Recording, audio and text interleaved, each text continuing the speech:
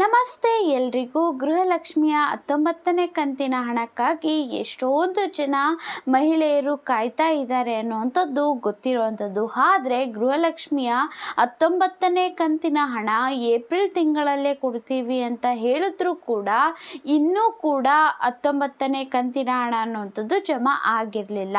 ಹಾಗಾದರೆ ಇವಾಗ ಜಮಾ ಆಗಿದೆಯಾ, ಯಾವಾಗ ಜಮಾ ಆಗ್ತಿದೆ ಮತ್ತು ಯಾವ ಜಿಲ್ಲೆಯವರು ಕಮೆಂಟ್ಗಳನ್ನು ಮಾಡ್ತಾ ಇದ್ದಾರೆ ಜಮಾ ಆಗಿದೆ ಅನ್ನುವಂಥದ್ದು ಎಲ್ಲ ಕೂಡ ನಾನು ನಿಮಗೆ ಡೀಟೇಲ್ ಆಗಿ ತಿಳಿಸ್ಕೊಡ್ತೇನೆ. ಲಕ್ಷ್ಮಿ ಹೆಬ್ಬಾಳ್ಕರ್ ಮೇಡಮ್ ಅವರು ಕೂಡ ಏನು ಹೇಳಿದ್ದಾರೆ ಅನ್ನುವಂಥದ್ದು.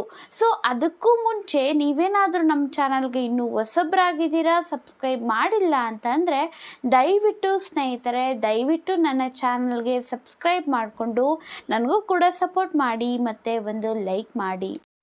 ಗೃಹಲಕ್ಷ್ಮಿಯ 19ನೇ ಕಂತಿನ ಹಣವನ್ನು ಏಪ್ರಿಲ್ ತಿಂಗಳ 2ನೇ ವಾರದಲ್ಲೇ ಕೊಡ್ತೀವಿ ಅಂತ ಲಕ್ಷ್ಮಿ ಹೆಬ್ಬಾಳ್ಕರ್ ಮೇಡಮ್ ಅವರು ಹೇಳಿದರು.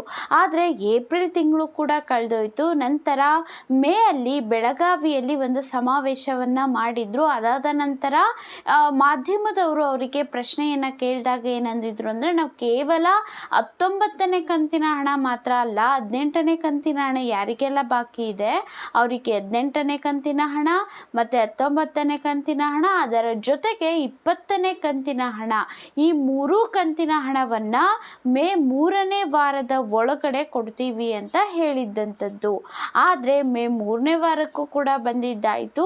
ಇನ್ನು 19ನೇ ಕಂತಿನ ಹಣ ಅನ್ನುವಂಥದ್ದೇ ಜಮಾ ಆಗಿರಲಿಲ್ಲ. ಹಾಗಾಗಿ ಮಹಿಳೆಯರು ಕೂಡ ರೊಚ್ಚಿಗೆದ್ದಿದ್ರು. ಈ ರೀತಿಯಾಗಿ ಲೇಟಾಗಿ ಮಾಡೋದ್ರ ಬದಲು ಅವರು ಕೂಡ ಹೇಳ್ಕೊಂಡ್ರೆ ಸರಿ ಹೋಗುತ್ತೆ ಅಲ್ವಾ ಅಂತ. ಸೊ ಮೊನ್ನೆ ಮಾಧ್ಯಮದವರು ಮತ್ತೆ ಲಕ್ಷ್ಮಿ ಹೆಬ್ಬಾಳ್ಕರ್ ಮೇಡಮ್ ಅವರಿಗೆ ಪ್ರಶ್ನೆಯನ್ನು ಕೇಳಿದಾಗ ಅವರಿಂದ ಸಿಕ್ಕಂತಹ ಉತ್ತರ ಏನು ಅಂತಂದರೆ, ನಮಗೂ ಕೂಡ ಗೊತ್ತಿದೆ ಗೃಹಲಕ್ಷ್ಮಿ ಹಣವನ್ನು ಕೊಡಬೇಕು ಅನ್ನೋವಂಥದ್ದು ಮತ್ತು ಬಾಕಿ ಇಟ್ಕೊಂಡಿದ್ದೀವಿ ಅನ್ನೋವಂಥದ್ದು ಕೂಡ ಗೊತ್ತಿದೆ. ನಾವು ಹಣವನ್ನು ಹೊಂದಿಸ್ತಾ ಇದ್ದೀವಿ.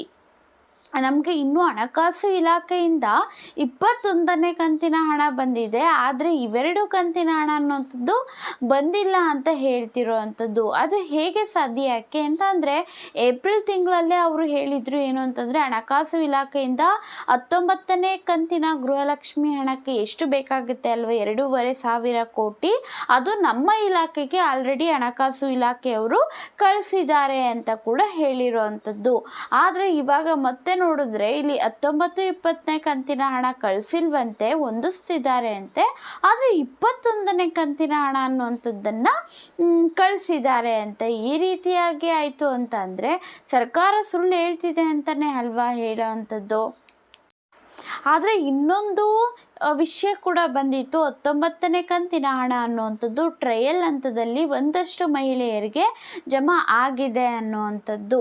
1-2% ಮಹಿಳೆಯರಿಗೆ ಮಾತ್ರ ಜಮಾ ಆಗಿದ್ದಂಥದ್ದು. ಇತ್ತೀಚೆಗೆ ಬೇರೆಯವರ ಚಾನಲಲ್ಲೇ ಆಗಿರಬಹುದು, ಎಲ್ಲಾದರೂ ಆಗಿರಬಹುದು, ಕಮೆಂಟ್ಸ್ಗಳು ಬರ್ತಾ ಇದ್ದಾವೆ, ನಮಗೆ 19ನೇ ಕಂತಿನ ಹಣ ಅನ್ನುವಂಥದ್ದು ಜಮಾ ಆಗಿದೆ ಅಂತ ಎಷ್ಟೊಂದು ಜನ ಹೇಳ್ತಿರೋ ಅಂಥದ್ದು.